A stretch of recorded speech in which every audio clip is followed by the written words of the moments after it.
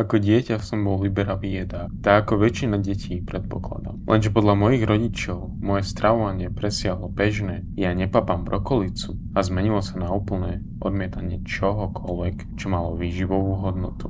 Jedlá, ktoré iné deti žrali s radosťou, kuracie nugetky, špagety či obyčajný hotdog, som ja totálne odmietal. Dospelo to až do bodu, že moji rodičia a môj pediatér sa začali báť o moje zdravie. Prestával som normálne rásť, padal som pod všetky percentily výšky a hmotnosti a zdalo sa, že moje celé telo sa kvôli hladu zastavilo vo vývine. Objavili sa slová ako zlyhanie prospievania a nutnosť sondovania. Nakoniec boli rodičia nútení každý večer do mňa liať kalorické mliečne koktejly z obohatených výživových formul, len aby som aspoň trochu pribral. Úprimne netuším, ako to zvládali. Znel som ako totálna malá potvora. Režiň s milkshakeom pokračoval aj potom, čo som vyrástol z batulaťa. V 5 rokoch som stále odmietal jesť akékoľvek jedlo.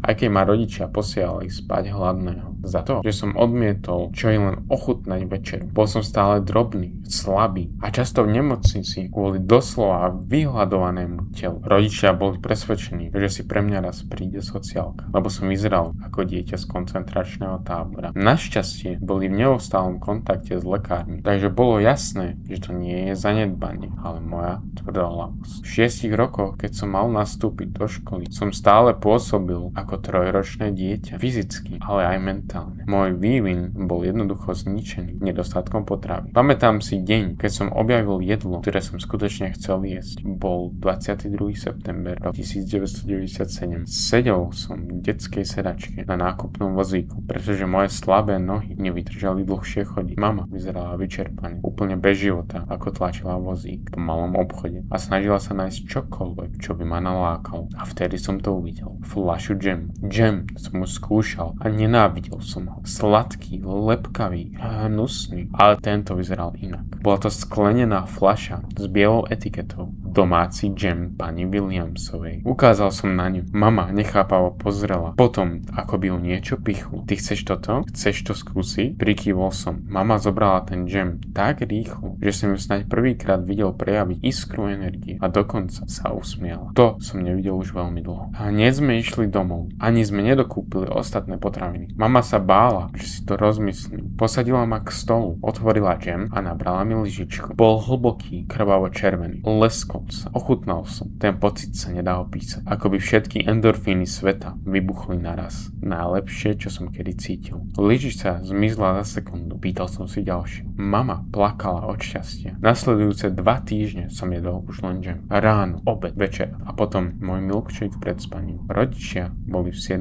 nebi. Až kým džem v obchode nedošiel. Predávač povedal, že ho vyrába nejaká miestna pani Williamsová. Ale ľudia ho nekupujú. Mama takmer spanikárila. Zohnala jej adresu. Dom pani Williamsovej bol ako z rozprávky. Krásny, malý, útulný domček. Otvorila mladá žena, bledá, smutná. Mama jej vysvetlila situáciu a žena doslova ožila radosťou. Naozaj jemu chutí? Ja som myslela, že tá várka sa nepodarila. Priniesla nám krabicu s 12 pohármi. A takto pokračovalo roky. Ja som žil na jej džeme. Mama nám dávala aj iné jedlá, aby som ich skúsil. A fungovalo to. Ak bolo niečo utopené v tom červenom zázraku, zjedol som to. Pani Williamsová však akoby rokmi vedla. Starla rýchlejšie, vždy bola unavená. Vraj vyrábať džem ju strašne vyčerpáva. V 18 som odišiel na univerzitu. No vždy, keď som prišiel domov, išiel som ju navštíviť. Vždy mi dala pár pohárov. Tvrdila, že žije preto, aby robila ľudí šťastných. Až pred pár týždňami, keď som bol doma so svojou ženou, pani Williamsová už bola stará, zhrbená a unavená. Povedala mi, to je posledná vár, už nevládzem. Objal som ju, mal som slzy na krajičku. Dnes ráno mi zavolala mama. Plakala, nevedela ani hovoriť. Nakoniec som pochopil, pani Williamsová zomrela. Ale to vraj nebolo to najhoršie. Otec prevzal telefón. Synu, musíš sa posadiť. Boh vie, že sme to nemohli vedieť. Ten džem, boli to